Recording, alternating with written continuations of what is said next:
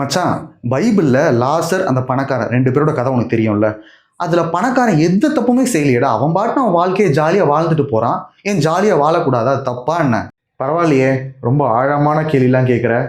ஆமா, உன்னுடைய வாதத்துல வெளிப்படையா அந்த ஒரு பணக்காரன் எந்த தப்பும் செய்யல. கொலை பண்ணல, கொள்ளையடிக்கல, வேற எந்த தப்பும் அவன் செய்யல.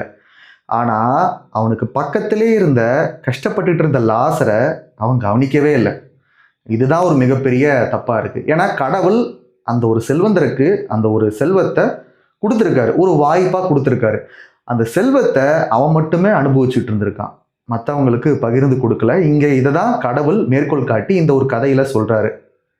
நமக்கு என்ன செல்வம் கிடைச்சாலும் அதை நம்ம அன்போட மற்றவங்க கூட பகிர்ந்துக்கலன்னா அந்த செல்வமானது எந்த ஒரு பயனும் இல்லாத ஒரு செல்வம் தான். ஏன்னா நமக்கே பர்சனலாக தோணும், நம்ம 4 பேருக்கு உதவி செய்யும் போது நம்ம மனசுக்குள்ள ஒரு நிறைவான ஒரு அமைதி, சமாதானம், ஒரு மகிழ்ச்சி நமக்கு கிடைக்கும். அதுதான் இறைவன் நமக்கு தரக்கூடிய ஒரு மிகப்பெரிய கொடை. பணத்தால் நம்ம எப்போவுமே சந்தோஷத்தை வாங்க முடியாது. பணம் ஒரு கருவி மட்டும்தான். அந்த கருவியை வச்சு பல விஷயங்கள் நம்ம செய்ய முடியும். அதை எப்படி நம்ம பயன்படுத்துகிறோம் அப்படின்றதுல தான் அதனுடைய மகிமையே இருக்குது. பணத்தை வச்சு நல்லது செய்கிறவங்களும் இருக்காங்க, தீமை செய்கிறவங்களும் இருக்காங்க. நம்ம எந்த வழியை சூஸ் பண்ண போகிறோம் அப்படின்றது தான் இங்கே கடவுள் சொல்கிறாரு. இங்கே அந்த ஒரு பணக்காரன் நல்ல வழியை சூஸ் பண்ணலை, அவன் கண்டுக்கவே இல்லை. எந்த அளவுக்குன்னா விலங்குகள் கூட, அங்கிருந்த நாய்கள் கூட லாசருடைய புண்ணை போய் நக்கி அவனுக்கு ஆறுதலாக அவனோட துணையாக நின்று இருக்காங்க.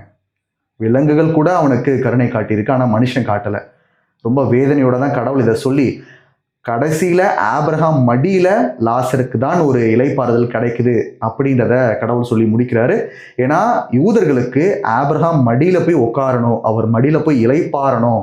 நம்ம யூதர்கள், நம்ம தந்தை ஆபிரகாம், கண்டிப்பா நமக்கு சொர்க்கம் கிடைச்சிரும் அப்படின்றத நம்பிக்கிட்டு இருந்தாங்க. ஆனா இங்க ஒரு ஏழை லாசருக்கு அது கிடைச்சது அப்படின்னு அவர் சொல்லும் பொழுது அவங்களால அதை ஏத்துக்கவே முடியல. ஒரு மிகப்பெரிய சலசலப்பு அங்கே கிரியேட் ஆகுது.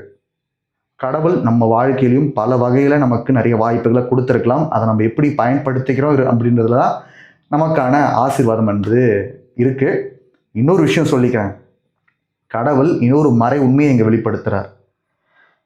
இயேசு கிறிஸ்து இறந்து உயிர்த்ததுக்கு அப்புறமா தான் விண்ணகத்தின் கதவுகள் திறக்கப்பட்டன. அது வரைக்கும் எல்லாருமே ஆபிரகாம் மடியில தான் இளைப்பாறுதல் பெற்றுக்கொண்டு இருந்தார்கள். யார் யாரெல்லாம் நீதிமானா வாழ்ந்தாங்களோ அவங்க எல்லாருமே ஆபிரகாம் மடியில தான் இளைப்பாறுதல் கிடைச்சது.